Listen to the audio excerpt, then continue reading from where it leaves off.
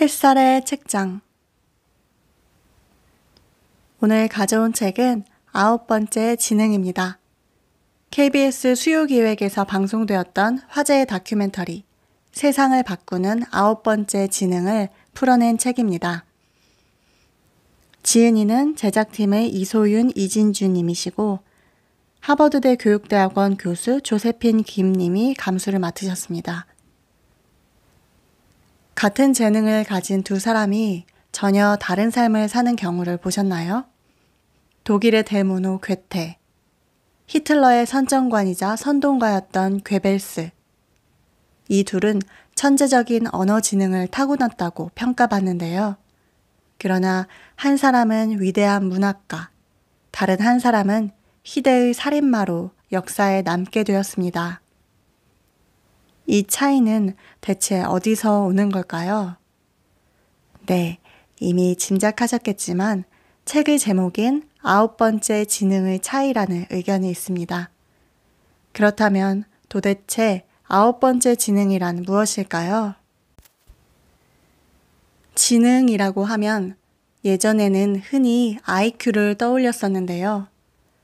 IQ 검사로 아이들을 서열화하고 가능성을 막아버리는 것에 의문을 품고 지능에 대한 여러 실험과 연구조사를 진행한 하버드 대학의 교육학자 하워드 가드너로 인해 개인의 지능은 필기시험으로 측정할 수 있는 단일한 문제 해결 능력이 아니라 여러 지능의 집합으로 그 지능들은 각기 독립적인 지능이라는 다중지능 이론이 등장하게 됩니다. 하워드 가드너가 최초에 발표한 지능은 7가지로 음악지능, 신체운동지능, 논리수학지능, 언어지능, 공간지능, 인간친화지능, 자기성찰지능입니다. 사람에 따라 어떤 지능은 뛰어나고 어떤 지능은 개발이 잘 안 될 수도 있습니다. 또 몇 개의 지능이 조합되어 더 큰 시너지 효과를 보이기도 합니다. 누구나 다중지능을 갖고 있으며 교육과 훈련을 통해 후천적으로 개발이 가능하다는 게 가드너의 생각이었습니다. 이는 전 세계 교육학계에 엄청난 영향을 주었고 다중지능 이론과 관련된 연구들이 활발히 진행되어 실제 교육 현장에 적극적으로 활용되었고 교육학계, 심리학계뿐만 아니라 다른 학문에도 영향을 미쳤습니다. 이제는 대중들에게도 상식으로 자리 잡게 되었습니다. 가드너는 세계적인 유명인사가 되었고 교육 부문의 노벨상이라 불리는 그라베마이어 상도 받게 되었습니다. 가드너는 1999년에 8번째 지능으로 자연 친화 지능을 발표하였고 그 후 사람들은 또 다른 지능이 있지 않겠냐고 기대감을 품었는데요. 오랜 시간 어떤 지능도 더 추가하지 않던 가드너가 2006년 9번째 지능에 대한 연구를 계속하고 있다면서 이것을 영성지능 혹은 실존지능이라고 말했습니다. 9번째 지능의 정의는 인간의 존재론적 의미, 삶과 죽음, 축복과 비극 등의 우주적이고 실존적인 사안에 대해 생각하며 인간 존재의 이유나 참 행복의 의미, 삶의 근원적인 가치를 추구하는 능력이라고 합니다. 즉, 9번째 지능은 삶의 근본적인 의미를 추구하는 지능입니다. 지금까지 간략한 배경 설명을 해드렸고요. 지금부터는 본격적으로 9번째 지능에 대해 알아보기 위해 본문으로 들어가서 책의 일부를 읽어드리겠습니다. 9번째 지능이란 무엇일까? 하워드 가드너는 이후 9번째 지능을 8과 2분의 1 지능이라고 부른 것에서 한 발 더 물러나 아예 영성지능이란 말을 빼고 실존지능이라고 정정했다. 영성지능에 대해 학문적으로 포기한 것이나 다름없었다. 그렇다면 그는 왜 9번째 지능의 영적 측면을 포기했을까? 세 가지 영적 감각. 그가 맨 처음 영성지능에 대해 언급한 것은 1999년 다중지능, 인간지능의 새로운 이해에서였다. 이 책에서 후보 지능이었던 자연친화지능을 8번째 지능으로 인정하면서 그는 영성지능 혹은 실존지능에 대해 구체적으로 논의를 펼친다. 당시 그는 먼저 사람의 영적 감각을 세 가지로 요약하여 언급했다. 그 첫 번째가 우주적인 또는 실존적인 문제에 대한 관심으로서의 영성이다. 이 영적 감각은 육체적인 감각으로는 충분히 이해할 수 없지만 인간에게 중요한 것처럼 보이는 경험들과 우주의 실제에 대해 알고 싶은 열망을 반영한다. 예를 들면 인간은 늘 다음과 같은 질문을 한다. 우리는 누구인가? 우리는 어디에서 왔으며 어디로 가는가? 미래의 우리는 어떻게 될 것인가? 왜 우리는 존재하는가? 삶, 사랑, 죽음의 의미는 무엇인가?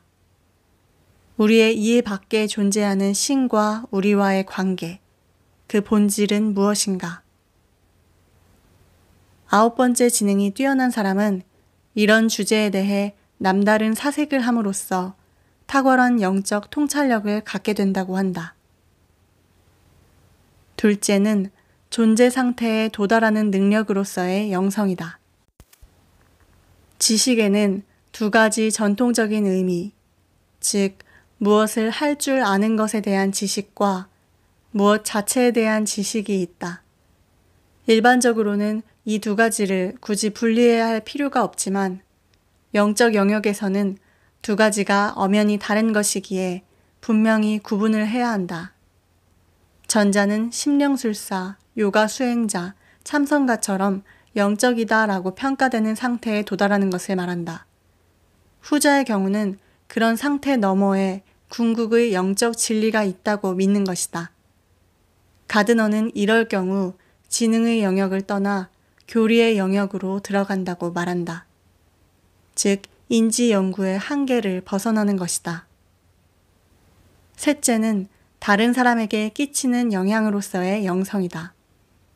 특정 행위를 통해 또는 순전히 존재 자체로 영향을 끼침으로써 영적인 사람으로 간주되는 경우가 이에 해당한다. 이를테면 테레사 수녀의 삶, 파브로 카살스가 연주하는 바흐의 무반주 첼로 조곡은 어떤 사람들에겐 특별히 신과 우주에 깊은 교감을 하게 만든다. 아돌프 히틀러가 그의 수많은 동포를 사로잡았던 것도 이 범주에 들어간다. 이러한 영성의 특성에 대해 언급하면서 가드너는 영성 지능이 지능으로 인정받기 위해서는 확인하고 입증해야 할 것들이 많다고 생각했다. 동시에 영성 지능에 대한 자신의 이론이 많은 종교 광신자들과 사이비 종교인들에 의해 악용될 가능성을 염려했다.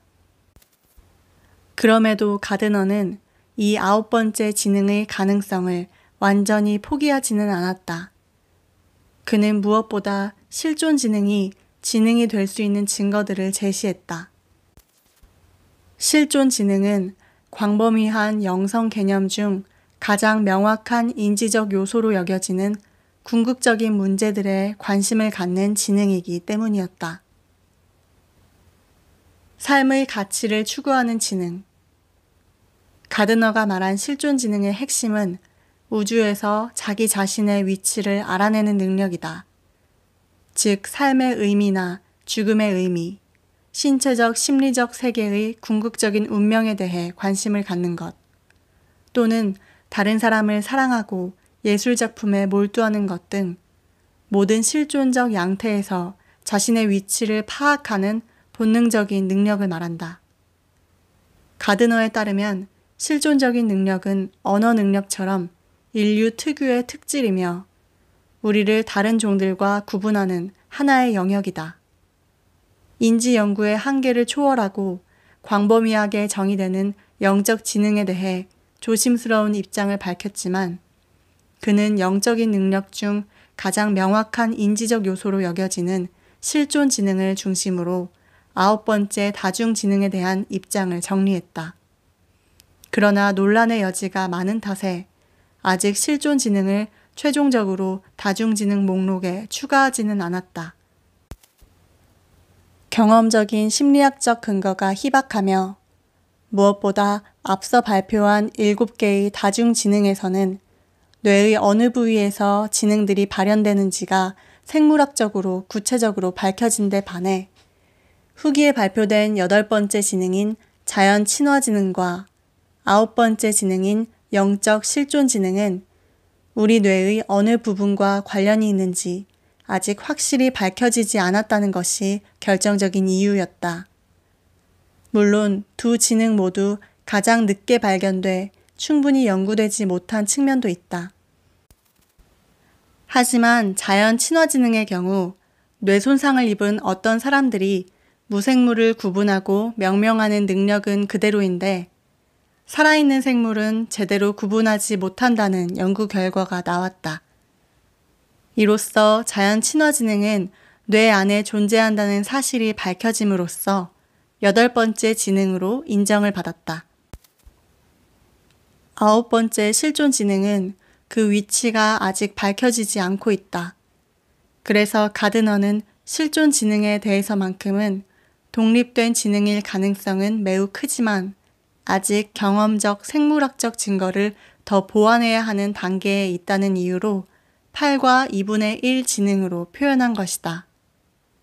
2006년에 새롭게 펴낸 다중지능에서 가드너는 9번째 후보 지능인 실존 지능에 대해 다음과 같이 밝혔다. 나는 그것을 큰 질문들과 관련된 지능이라고 기술하고 실존 지능이라 부른다. 이 후보 지능은 존재에 대한 근본적인 질문을 숙고하는 인간의 성향에 기반한다. 왜 사는가? 왜 죽는가? 우리는 어디에서 오는가? 우리에게 어떤 일이 일어날까? 사랑이 무엇인가? 왜 전쟁을 일으키는가? 나는 때로 이러한 질문들을 지각을 초월하는 질문이라고 말한다. 우리의 준거로 보면 실존 지능은 꽤 합리적이다. 분명 실존 지능이라고 하면 철학자, 종교 지도자, 위대한 정치인 등이 떠오른다. 실존적인 문제는 문화, 종교, 철학, 예술, 평범한 대화, 가십, 각종 매체 등의 광범위하게 나타난다. 아이의 질문을 잘 들어주는 사회는 흔치 않지만 질문이 관대하게 허용되는 사회에서는 초창기부터 실존적 질문들이 제기되어 왔다. 게다가 그들이 열광하는 신화와 우화는 실존적 질문에 대한 환상을 토대로 한다. 그럼에도 내가 실존 지능을 선언하지 못하는 이유는 현재까지 실존적 문제와 특별하게 관련을 맺고 있는 뇌가 어느 부분인지를 밝혀주는 증거가 부족하기 때문이다. 그런 본질적인 문제를 다룰 때 특히 중요한 역할을 하는 부분은 하측두엽이다. 그러나 실존적 문제들은 보다 광범위한 철학적 사고의 일부이거나 개인의 일상적이고 정서적인 질문의 일부일 가능성도 있다. 그런 이유로 실존 지능을 9번째 지능으로 인정하는 것이 꺼려진다. 나는 당분간 8과 2분의 1 지능에 만족할 것이다. 하워드 가드너는 이 책에서 길어도 20여 년 후면 지능의 본질과 한계에 대한 현재의 관념이 완전히 새롭게 바뀔 것이라고 예언한 바 있다. 그러나 그때에도 다중지능은 살아남을 것이라고 확신하면서 그때쯤이면 측두엽 깊은 곳에서 독립된 지능으로서 실존 지능의 존재 여부가 밝혀질 것으로 기대하고 있다. 즉, 8과 2분의 1 지능이라고 표현하고 있긴 하지만 생물학적으로 실존 지능의 존재를 알아내는 건 시간 문제라고 믿고 있음을 알 수 있다. 읽어드릴 부분은 여기까지입니다. 오늘은 9번째 지능이라고 불리는 실존 지능에 대해 알아봤는데요. 내 존재에 대한 고민, 삶의 의미를 찾는 것, 자신을 넘어 주변 사람들, 공동체, 내가 사는 이 시대와 미래까지 바라보는 통찰력이 바로 9번째 지능이 뛰어난 사람들의 특징이라고 합니다. 인류의 역사는 이 9번째 지능이 뛰어난 사람들에 의해 발전해 왔다고 합니다. 다음 시간에는 9번째 지능의 놀라운 힘에 대한 이야기로 찾아오겠습니다. 햇살의 책장, 햇살이었습니다.